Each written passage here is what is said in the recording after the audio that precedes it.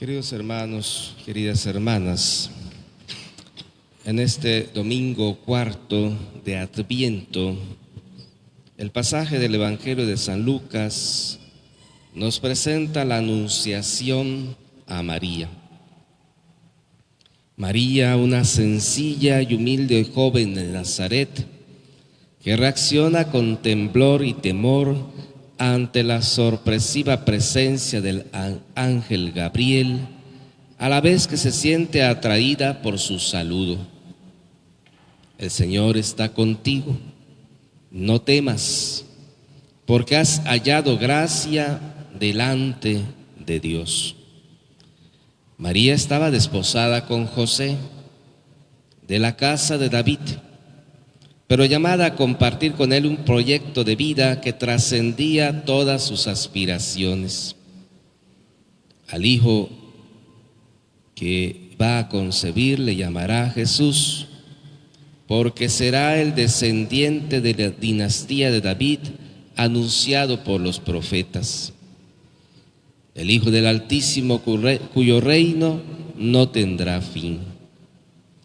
Absorta y ensimismada, María meditaba las palabras del ángel Gabriel y le preguntó: ¿cómo podía suceder lo que le anunció siendo ella virgen, prometida a José, pero sin convivir todavía con él? La respuesta del ángel, desbordando todos sus sueños, le remite al poder del Espíritu Santo, el mismo que ahora fecundará su seno virginal. El que va a nacer será santo y se llamará Hijo de Dios. Como señal de que nada es imposible para Dios, ahí estaba el embarazo de su prima Isabel, la estéril.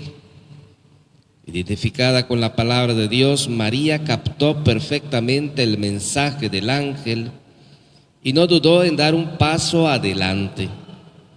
Por eso responde: cúmplase en mí lo que me has dicho.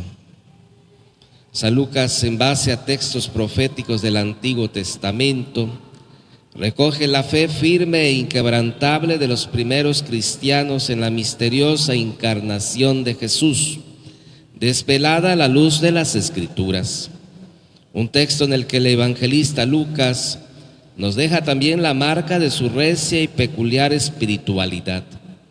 Es el Espíritu de Dios quien lleva la iniciativa y dirige los hilos de la historia, si bien sirviéndose de personas atentas y dóciles a su llamada, como Juan el Bautista, María, José, Isabel, Zacarías, el anciano Simeón y la anciana Ana. En otras palabras, una historia enmarcada en la trascendencia insondable de un Dios necesitado de la colaboración humana para llevar a cabo sus providentes designios.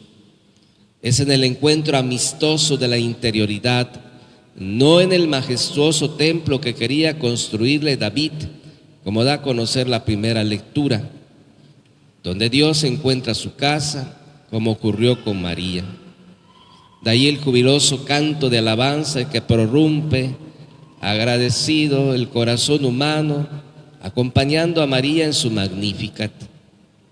La alta cristología, que condensa la escena evangélica de la Anunciación, nos introduce en el insondable misterio del niño que va a nacer. Por obra del Espíritu Santo, se encarnó de María la Virgen y se hizo hombre, como decimos en el credo, en nuestra profesión de fe.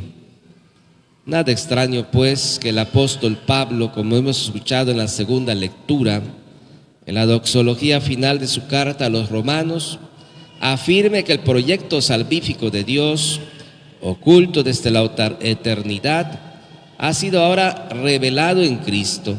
Por eso dice San Pablo: revelación del misterio mantenido en secreto durante siglos y que ahora, en cumplimiento del designio eterno de Dios, ha querido manifestado por las Sagradas Escrituras. Nos unimos al salmista en alabanza a la gloria de Dios, como lo hace María en el Magnificat, pues firme es el amor de su alianza con nosotros. Por eso hemos dicho en el Salmo responsorial: proclamaré sin cesar la misericordia de Dios. La celebración de la cercana Navidad puede ser sin duda un momento propicio para renovar y actualizar la alianza de Dios con su pueblo en la casa del encuentro, en el corazón de cada uno de nosotros. Es Él quien toma la iniciativa a la espera de un regazo cálido, como el de María, dispuesto y decidido a dar un sí gozoso y esperanzado a la propuesta del mensajero divino. Con temor y temblor, desbordados por el misterio, pero con la indefectible confianza de quien asiente a la palabra de un Dios fiel a sus promesas. Esa es la actitud reflexiva y contemplativa de María, acogiendo la palabra del ángel, la que le permite fecundar el fruto de sus entrañas. Como el rey David, soñamos a veces con grandes proyectos. Sin embargo, la Virgen de la Anunciación nos lleva por otros caminos. María, llena de fe, al responder: «He aquí la esclava del Señor, hágase en mí lo que dices», concibió a Cristo en su mente y en su corazón antes que en su seno virginal. Dice el Papa Francisco: en el Evangelio de hoy resuena el saludo del ángel a María: «Alégrate llena de gracia, el Señor está contigo». Dios siempre ha pensado en ella y la ha querido para su plan inescrutable, como una criatura llena de gracia, es decir, llena de su amor. Pero para llenarse es necesario hacer espacio, vaciarse, hacerse a un lado, como María, que supo escuchar la palabra de Dios y confiar totalmente en su voluntad, aceptándola sin reservas en su propia vida. Tanto es así que el Verbo se hizo carne en ella. Esto fue posible gracias a su sí. Al ángel que le pide que se prepare para ser madre de Jesús, María le responde: «He aquí la esclava del Señor, hágase en mí según tu palabra». María no se pierde en tantos razonamientos, no pone obstáculos al camino del Señor, sino que confía y deja espacio para la acción del Espíritu Santo. Pone inmediatamente a disposición de Dios todo su ser y su historia personal, para que la palabra y la voluntad de Dios los modelen y los lleven a cabo. Así, en perfecta sintonía con el designio de Dios sobre ella, María se convierte en la más bella, en la más santa, pero sin la más mínima sombra de complacencia. Es humilde. Ella es una obra maestra, pero sigue siendo humilde, pequeña, pobre. En ella se refleja la belleza de Dios, que es todo amor, gracia, un don de sí mismo. Queridos hermanos, queridas hermanas, en la oración colecta de la celebración eucarística de hoy, así como cada día en el Ángelus, pedimos a Dios que infunda su gracia en nuestros corazones, para que, habiendo conocido por el anuncio del ángel la encarnación de su Hijo, lleguemos por medio de su pasión y de su cruz a la gloria de la resurrección.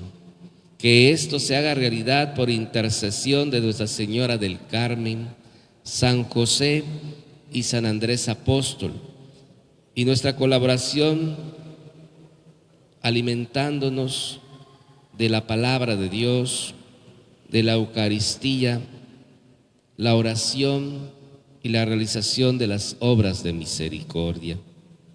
El ejemplo de María tiene que ser para nosotros un ejemplo a imitar, estar totalmente a disposición de la palabra de Dios, de la voluntad de Dios.